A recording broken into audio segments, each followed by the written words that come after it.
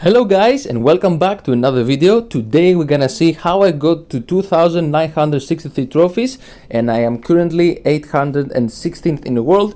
I am half an hour before the season ends, so I will get top 1000. I would go for another better finish, but I don't have much time and I'd rather secure the top 1k finish, since I will qualify for CRL and have a chance to compete against the best players in the world. So today we're gonna see how I got there. I will see you in the first match. Jumping in the first match, we are facing a good Lava Hound player. So I was starting playing this drill cycle deck, as you will see at the beginning with Dark Goblin, then I switched to Firecracker because it's really good on defense and really nice to have in the deck overall for pressure at the bridge and stuff. And we are facing Lava Hound, which is not ideal because we only have basically Firecracker and Ice Spirit and Poison. Other than that, nothing too crazy, and the responses I have can be killed by his Fireball, and when he has his Evos up he can also kill my Cracker. So when I am going into this matchup, I am trying to do the one specific thing, which is outcycling his ground counters. As you can see right now, he doesn't have any counters to my drill or any ground counters in hand. So I'm gonna definitely take advantage of that and try going with drill, and I would also go for my boss bandit on the opposite side, but I'd rather play it a bit more passive, and I think he's gonna go lava the bridge, so I'm preparing with Firecracker. He indeed goes for that, and I think he fireballs at 0 elixirs, so this boss bandit right here will be really nice. I firstly go for this stuff, kite the Inferno Dragon backwards, make sure to go boss bandit as well, kite it as well. And right now it's a little bit of an unfortunate interaction. I wait, then I go Ice Spirit, and then I go for my Firecracker. He plays a really bad zap because he doesn't reset the tower to the lava pups, but still doesn't matter, he gets so much damage. But right here he makes a huge mistake and plays his skeleton dragons off to the side, and the one goes to the other side and doesn't even counter my drill, so pretty much of a waste. He could have just let the tower go. And right here I think he goes for Balloon. I try to defend my tower by playing Cannon and Ice Spirit, but in hindsight that was not the correct decision, because the death damage was still dropped on my tower and the Skelly Drag also connected to it. So wasn't the best, wasn't the worst, nothing too crazy. Right now 1-to-1 situation against Lava Hound and I'm down 500 damage. That's not where you want to be when you face lava, and definitely when you play a cycle deck like that, you don't wanna be in the 1-to-1 situation against lava, especially same lane, or you at least want to go say opposite lane, so you're able to apply pressure and defend at the same time. Going same lane is not obviously good. He gets fireball to the tower every single time. He was up kill my Cracker, but right now I have took advantage of my 3-card cycle of the boss bandit really nicely, and I activated it and I got really nice damage there. Keeping my Cracker alive is definitely important here. That's why I activated 3-card cycle, so might as well keep protecting it. He goes for a really nice Evo Valk, I have to give him that, but couldn't do anything for that. I just tried to protect my Firecracker anyways. He goes for a really aggressive Balloon here, which is something that I don't really agree with. It does force out my defensive drill, but rather than that, nothing too crazy.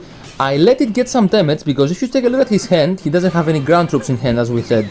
He only has guards and Valkyrie, none of those in hand. Really nice boss band at the pocket. Predicting his Valkyrie with Firecracker at the bridge, no elixir for Fireball. He decides it's not worth it to Fireball, and then he goes Inferno.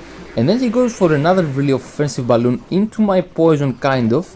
And I predict his guards the middle with Skeletons. And he does go and zap, so I have to go defensive drill and Ice Spirit. But that's fine. Again, I'm gonna go for boss band in the pocket, because at least he's gonna force out his Valk, and he misplayed it, so I'm gonna get the one Spirit Goblin, the one Stab Goblin I mean, and that's all we need to take the victory.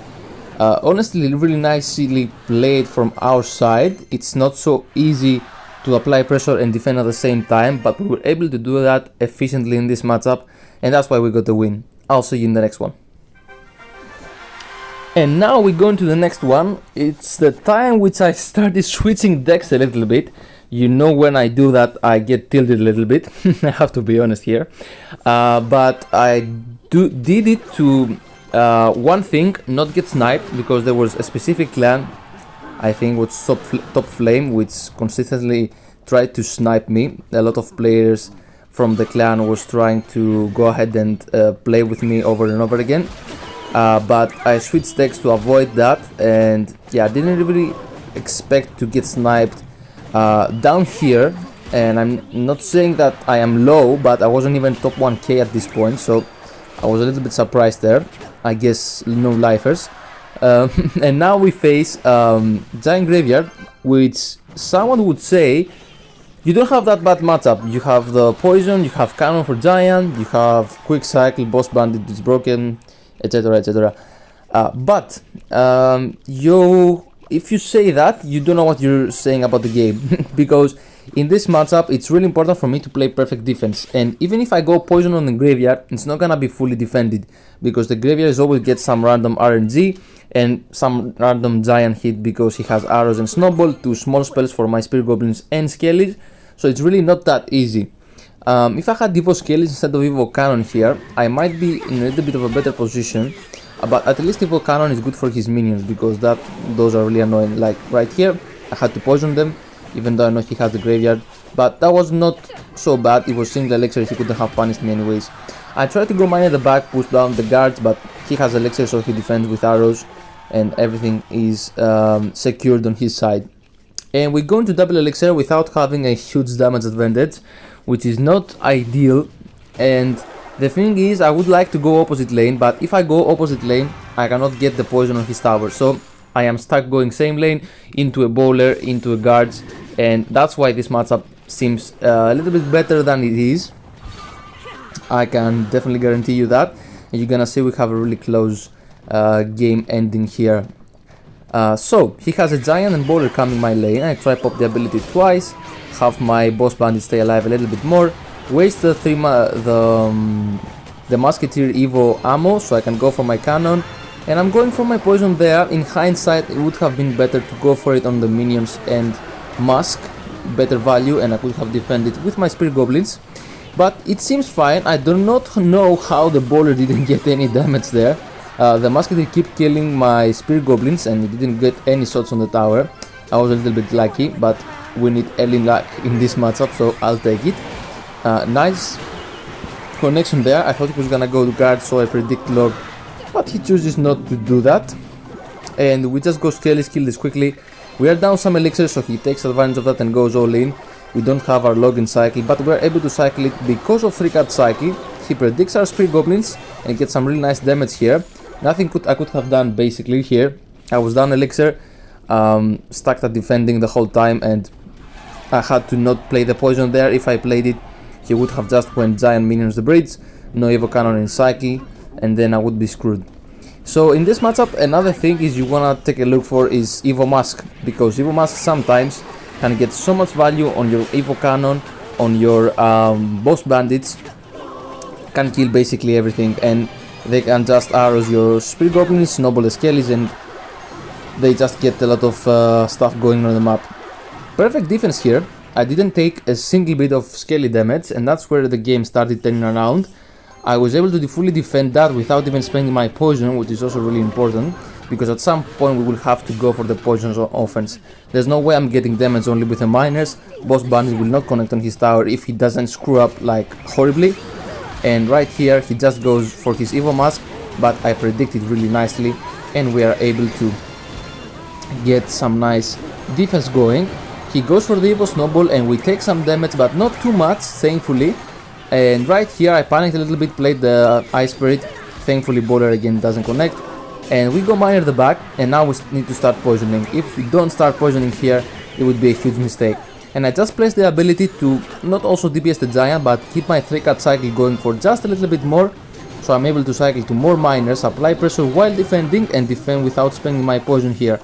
Again, almost perfect defense, really bad RNG with the skellies there, but again we're able to go miner poison. He goes for the graveyard, we have miner poison on his tower, I'm going for evo cannon, skellies, arrows at the last time, and we take the nice victory. If the arrows connected, like they only connected the first wave of arrows, if they connected like as a whole, we would have lost the game. Like it was just milliseconds before we lost, but really nice win. This guy deserved for what he was playing, so I'm not mad at all. Let's go ahead and continue and go to the final match. as you will definitely see, oh no, that's the correct tier replay. So as you will definitely see, I have changed my deck a lot, but that was the deck I was ended up pushing with, and that's my go-to deck.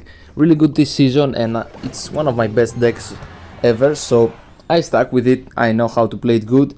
It's good in the meta. This Mork RG deck I think is also top 10 in the world as we speak right now, so there was no way I could not play good and perform good, get the top 1k finish. I wish I could go for a better finish, but let's leave it for next season.